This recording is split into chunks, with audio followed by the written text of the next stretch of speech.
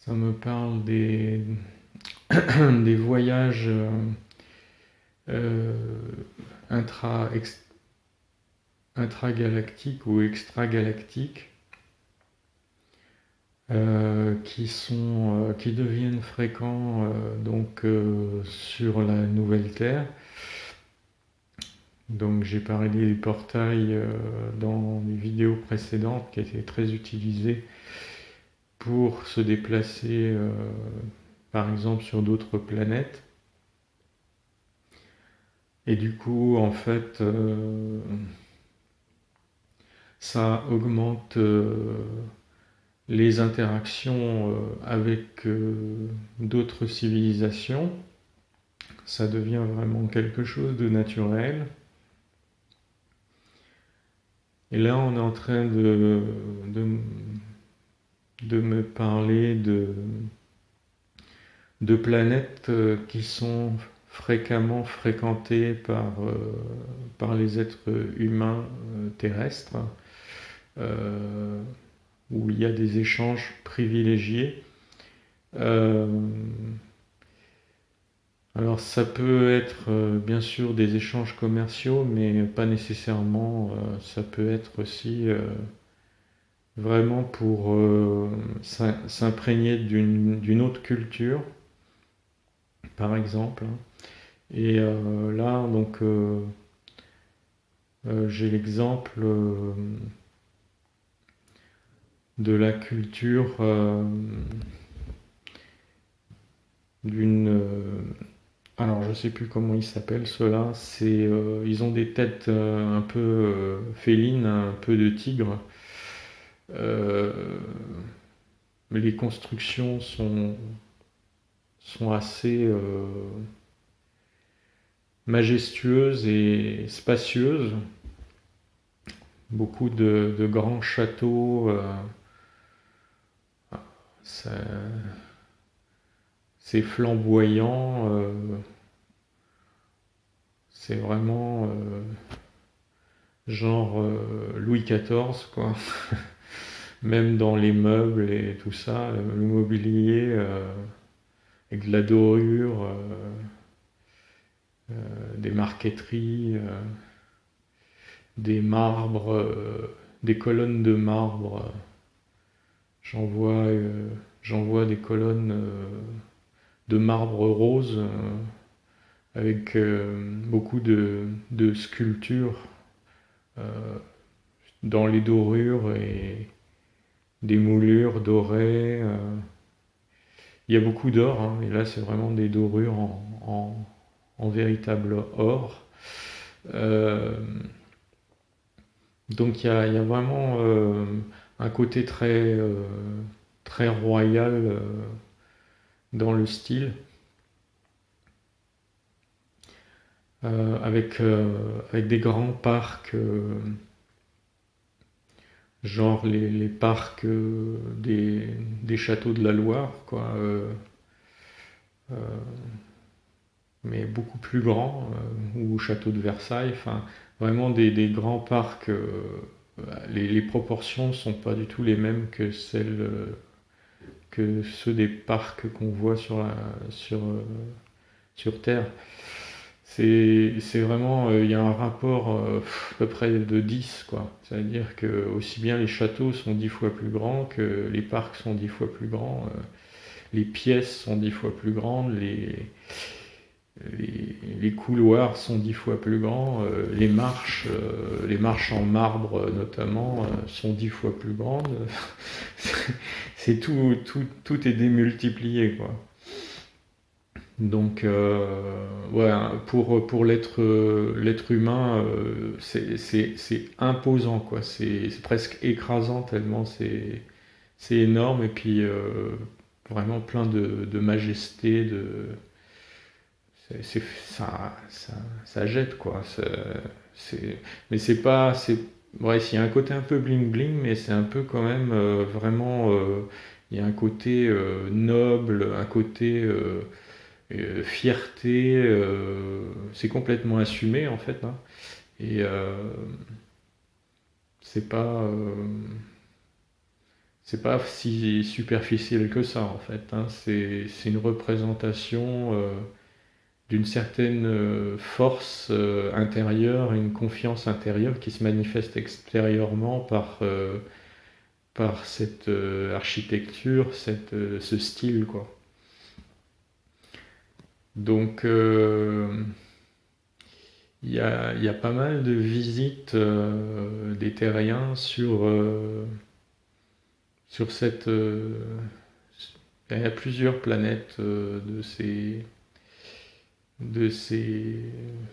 Je vais les appeler les lions, mais c'est pas ils ont un autre terme. Enfin, bon, ils ont une tête de lion et puis ils sont un corps humanoïde.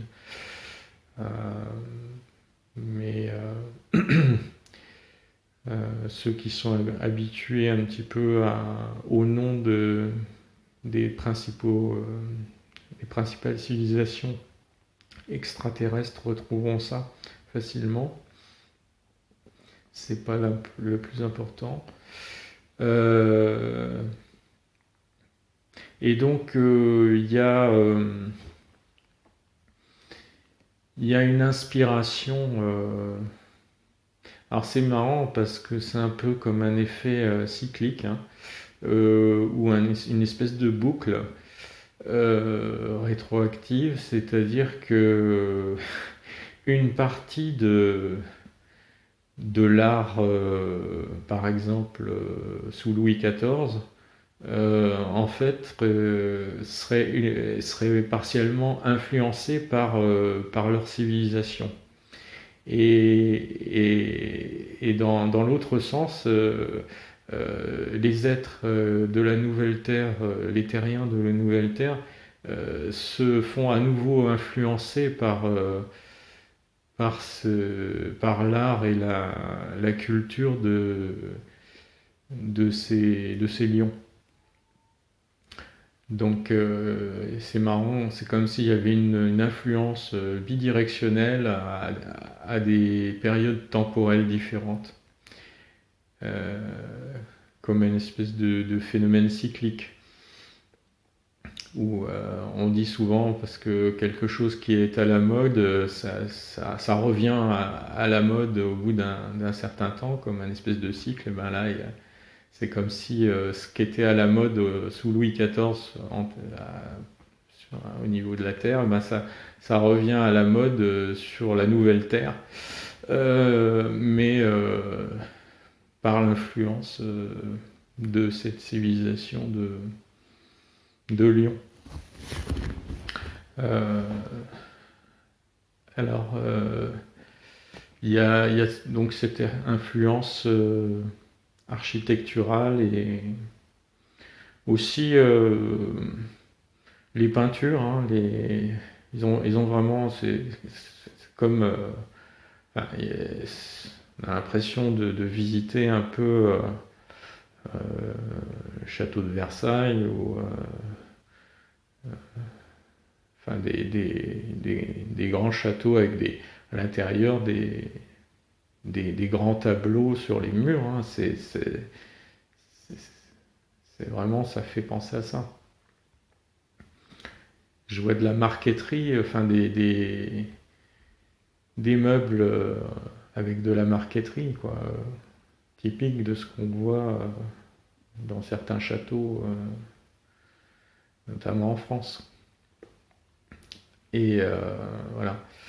Donc il y a une espèce de retour d'influence euh, sur une ère différente de la Terre.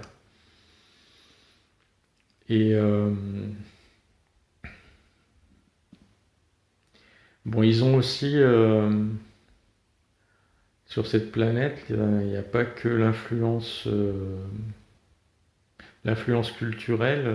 Enfin, si, c'est pas seulement dans le domaine de l'art ou de l'architecture, c'est aussi il y a un attrait aussi pour la nature sur cette planète-là. Enfin, une des planètes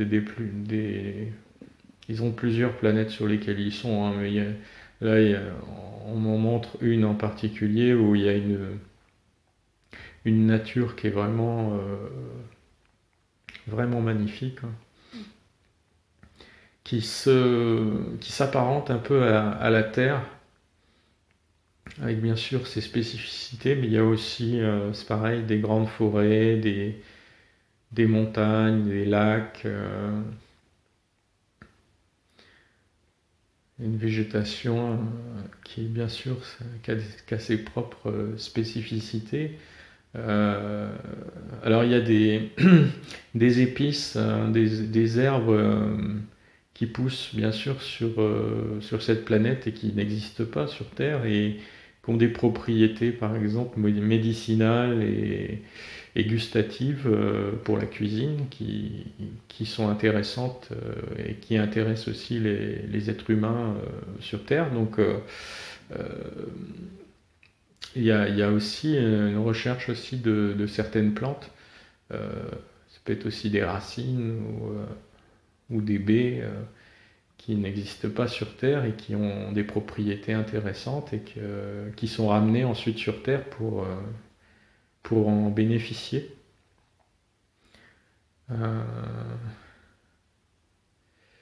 Et des minéraux aussi, hein, qui intéressent beaucoup les êtres humains.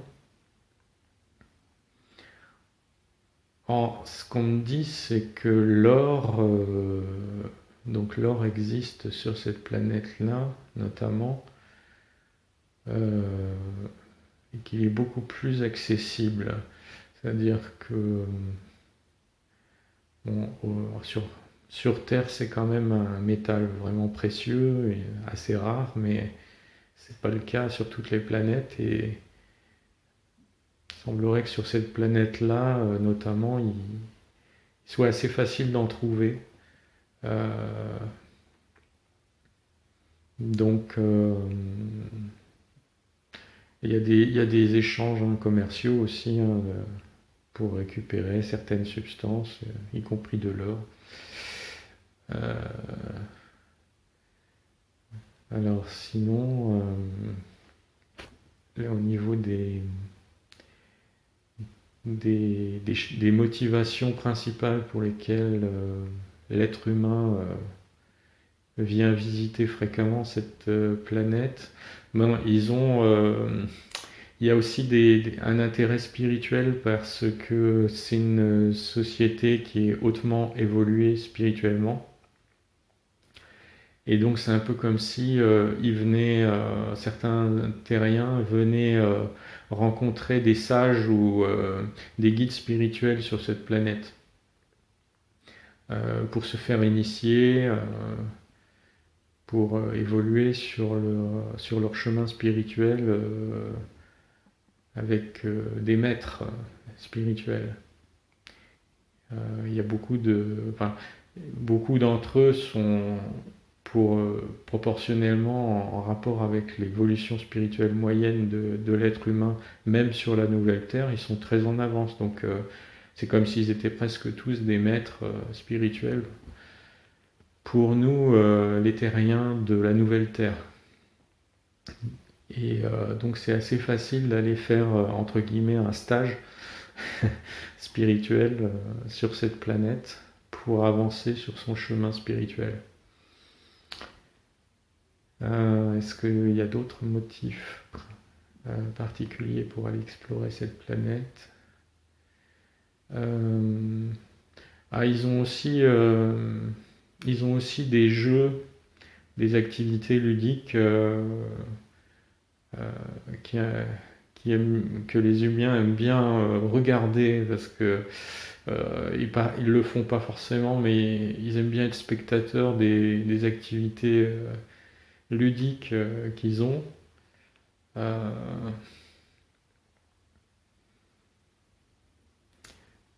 c'est ouais, ils sont assez dans le jeu, hein, dans... Alors ça ressemble à des batailles, mais c'est pas des batailles où il y a des blessures ou des choses comme ça, mais c'est quand même des jeux un petit peu de combat, mais c'est un peu comme les arts martiaux. L'objectif, c'est pas de faire mal à l'autre, c'est par exemple de le mettre dans une situation euh, où il est par exemple bloqué sur le dos, sur le sol et qu'il ne peut plus bouger, quoi.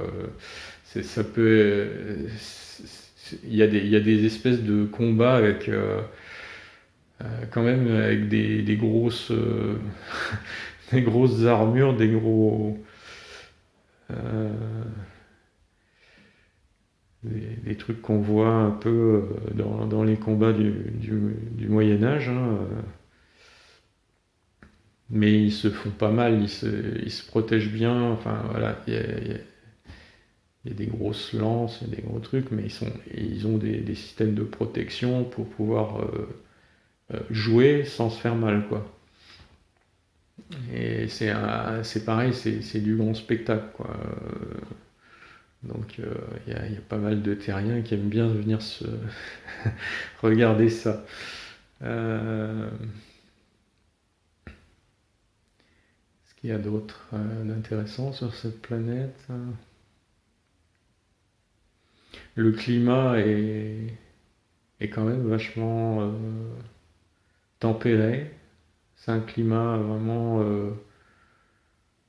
Ouais, c'est un peu le climat californien, quoi. Il fait jamais vraiment très froid, il fait jamais vraiment, enfin rarement vraiment très chaud.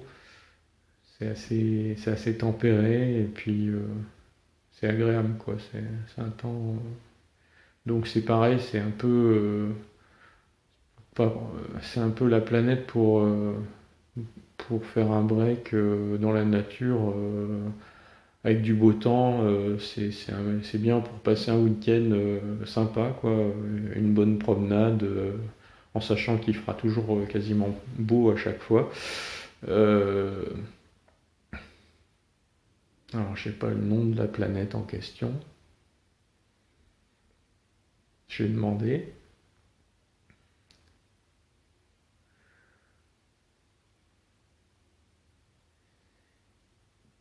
Euh, Ça ressemble au mot phénix, mais c'est pas exactement le mot phénix. Euh, Ça serait peut-être quelque chose comme Enix, euh, avec un chiffre derrière. Enix 2.0 ou un truc comme ça. Enfin bon, bref. Bon, ça c'est juste pour un détail. Il y a dans le ciel de cette planète, qui par ailleurs ressemble vraiment à, hormis les spécificités des plantes qui sont un peu différentes de celles qu'on voit sur la Terre, mais sinon au niveau de global, avec le ciel bleu, les nuages blancs, il y a beaucoup de choses qui ressemblent vraiment à ce qu'on voit sur la Terre, hein. Et par contre, je demande donc qu'est-ce qu'il y a qu'on voit de particulièrement différent dans la nature sur cette planète. Alors, on me dit qu'il y a certains lacs de montagne, ils ont une couleur violette. Violette claire, quoi, presque mauve, entre le rose et le violet. Et que c'est des plantes qui poussent dans le fond, sur lesquelles il y a des bactéries qui se développent et ça donne cette couleur-là à l'eau. Et donc c'est avec les reflets.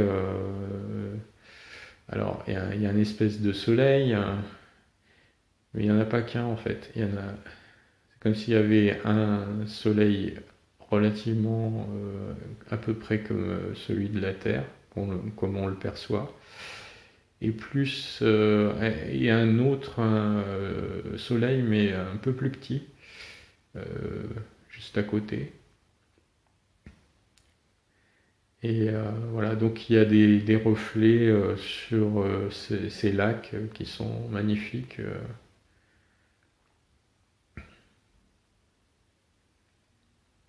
Vraiment une belle nature, vraiment des belles montagnes, hein. Euh, Presque pas de neige par contre. C'est vraiment, c'est comme de la montagne d'été quoi. Euh, avec quelques névés, quelques glaciers pour certains pics les plus hauts, mais il n'y a pas beaucoup de neige quoi. C'est quand même très, ouais, c'est très rocheux quoi en altitude. Euh, il y a des grands rapaces. Alors c'est pareil, hein, ils sont par rapport aux rapaces qu'on voit sur la Terre, c'est disproportionné. Ils sont 4 ou 5 fois plus grands que la taille moyenne des rapaces sur la Terre, hein. Euh,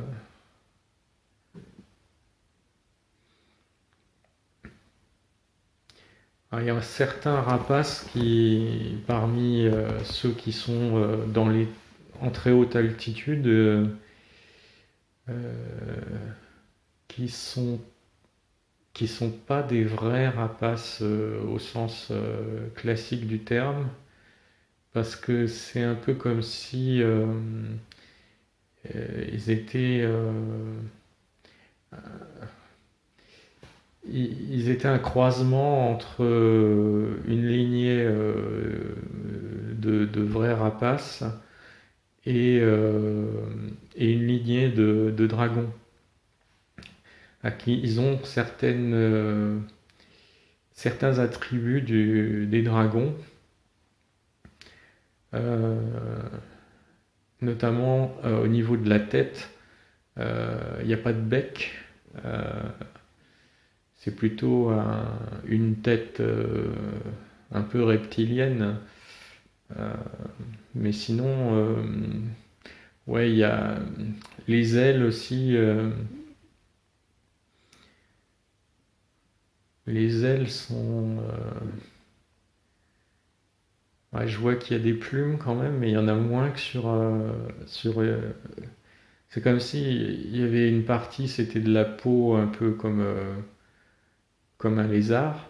Et puis à certains endroits, il y a des espèces de des touffes de plumes. C'est un peu comme quelqu'un qui perd ses cheveux. Alors il y a des endroits où il y a des trous, il y a pas de cheveux, puis il y a des endroits, donc il y a la peau, et puis il y a des endroits où il y a des touffes de cheveux. Bah là c'est un peu pareil, c'est comme si ils avaient, euh, ils avaient des plumes à certains endroits, puis à d'autres endroits, il n'y a pas de plumes, c'est juste la peau. Et ils ont des serres comme un rapace, hein, ça c'est pareil. Au niveau des couleurs, c'est intéressant.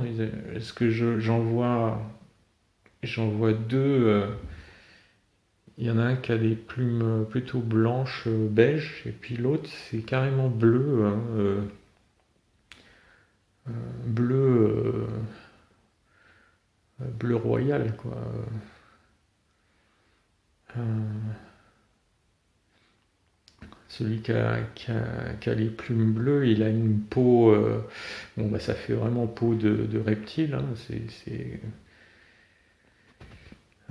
et la peau est au niveau de la structure, donc ça fait comme une peau de reptile, et puis la couleur c'est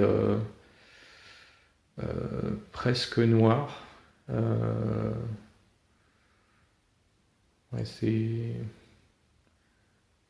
entre le vert foncé, gris et le noir. C'est vraiment très foncé, quoi. Et donc avec les plumes bleu roi dessus, c'est joli, hein, c'est beau. Les yeux sont pénétrants, hein, vraiment. Si vous avez regardé les yeux d'un aigle, c'est pénétrant les yeux d'un aigle et d'autres rapaces. Et ben là, vraiment, c'est ça, c'est le même genre de regard, c'est pénétrant, c'est un peu avec une version un peu reptilienne, donc au niveau de l'iris, quelque chose d'un peu plus vertical. Comme j'imagine les dragons, enfin, là en tout cas, il y a quelque chose de reptilien dans le regard, dans les yeux de ces rapaces-là. Mais même si c'est un peu reptilien, ils sont, en tout cas, ce sont des êtres extrêmement positifs, hein, c'est pas du tout régressif, hein, ils sont vraiment très positifs, comme le sont la vaste majorité des dragons d'une manière générale, hein, ce sont des êtres très positifs, très évolués spirituellement. Et d'ailleurs, leur influence a eu un impact justement sur cette civilisation de Lion, parce qu'ils sont restés en communication. C'est surtout télépathique comme interaction. Et c'est pour ça aussi que vraiment au niveau spirituel, cette société-là, elle est très avancée parce que ils ont été influencés spirituellement par ces rapaces, mi-rapaces, mi-dragons, qui sont, qui sont vraiment comme presque au niveau spirituel, on va dire, comme si c'était des anges sur Terre, quoi. Enfin, des anges sur cette planète. Ils ont beaucoup de... Et spirituellement, ils sont très très avancés.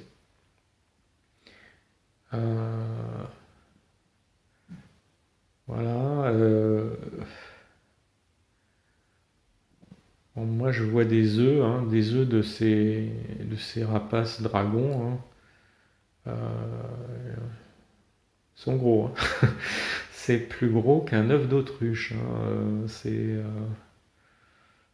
J'ai envie de dire, je vois un œuf là dans une espèce de grotte en haute montagne. L'œuf, il fait bien 40-50 cm de haut. Il a vraiment la forme ordinaire d'un œuf, hein, mais sauf que la taille, ça, ça fait une sacrée omelette si tu l'ouvres, quoi.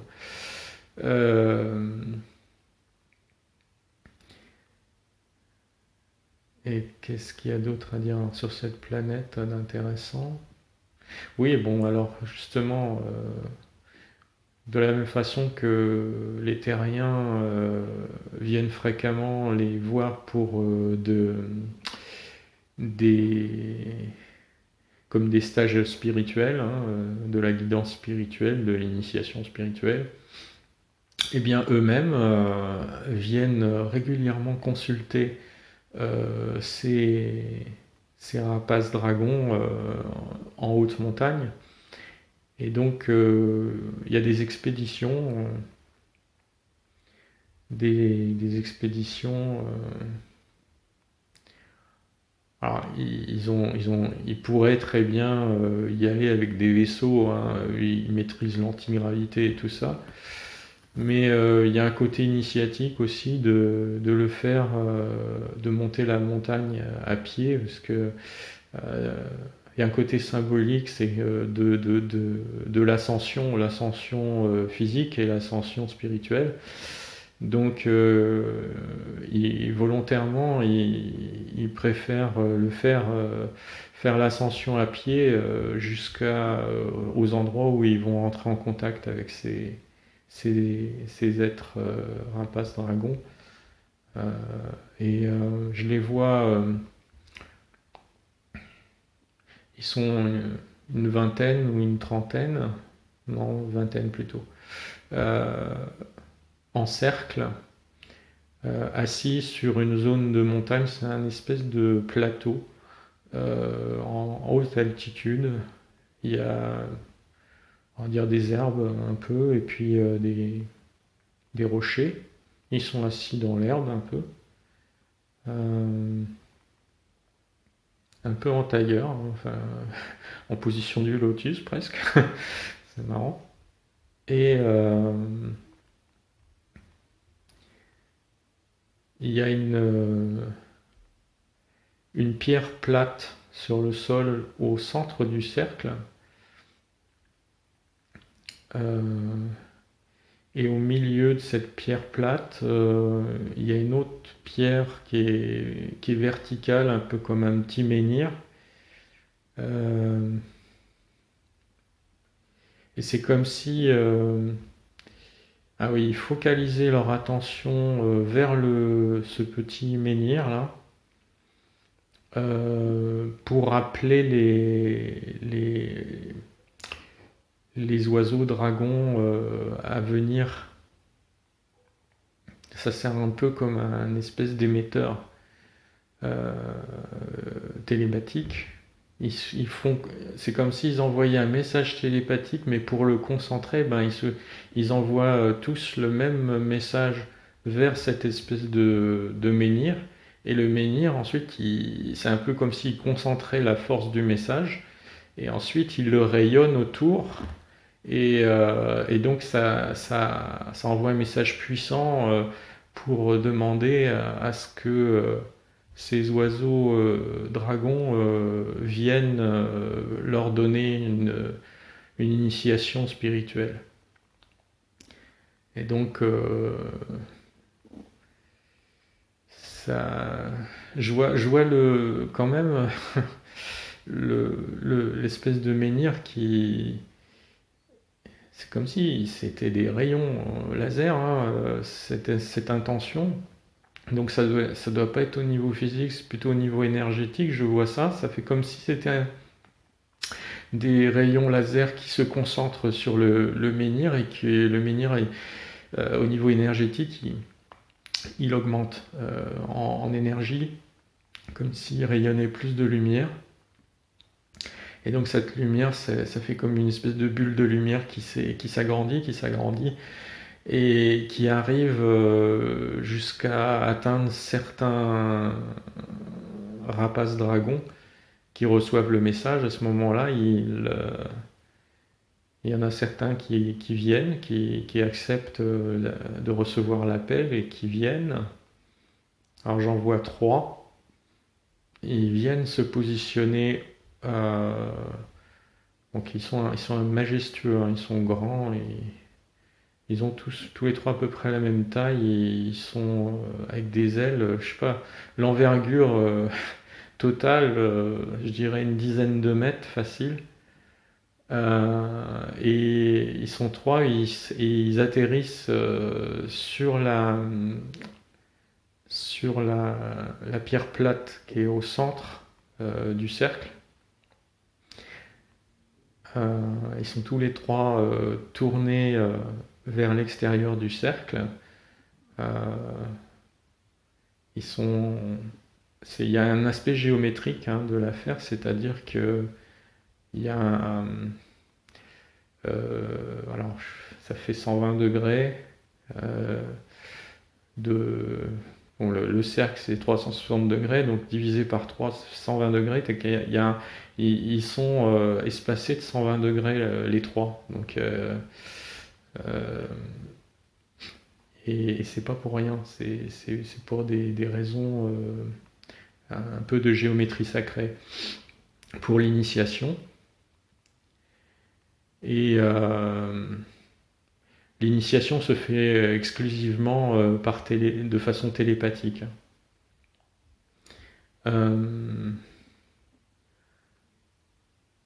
ils, ils alternent entre se tourner vers l'extérieur du cercle et se tourner vers l'intérieur du cercle, mais en restant sur leur position euh, par rapport au sol.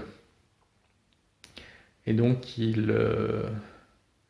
quand ils se tournent vers l'intérieur du cercle, donc ils sont tous tournés vers le petit menhir au centre. Ils font un peu ce qu'ont fait les lions, c'est-à-dire qu'ils dirigent une intention, un message, le même message tous les trois vers le menhir.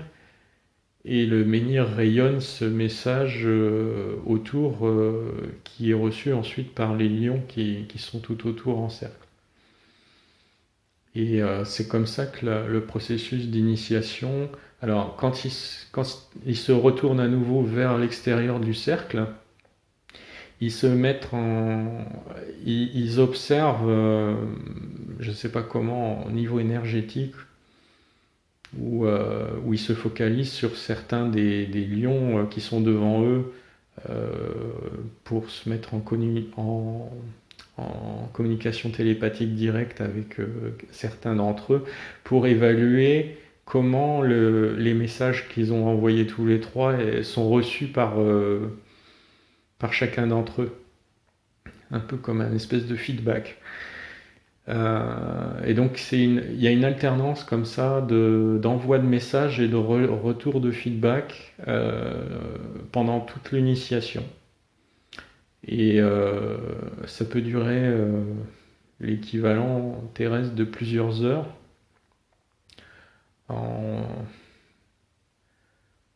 Ça se fait.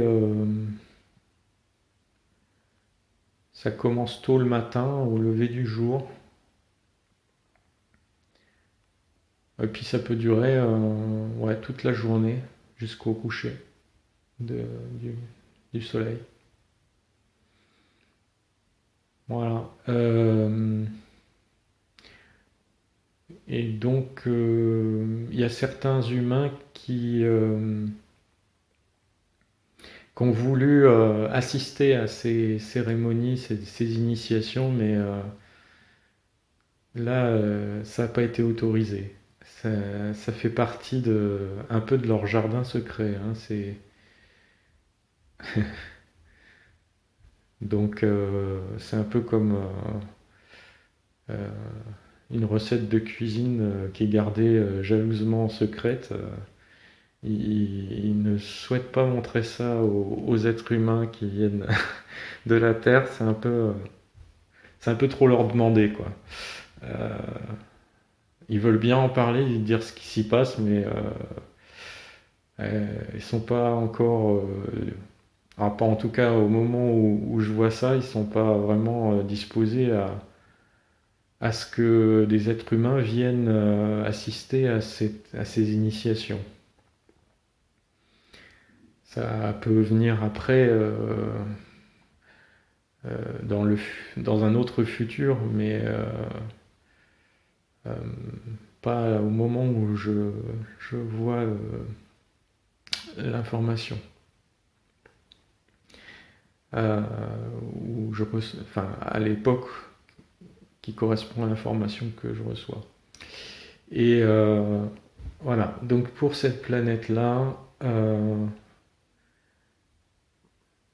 alors est-ce qu'il y a d'autres choses qui sont intéressantes particulièrement pour les êtres humains?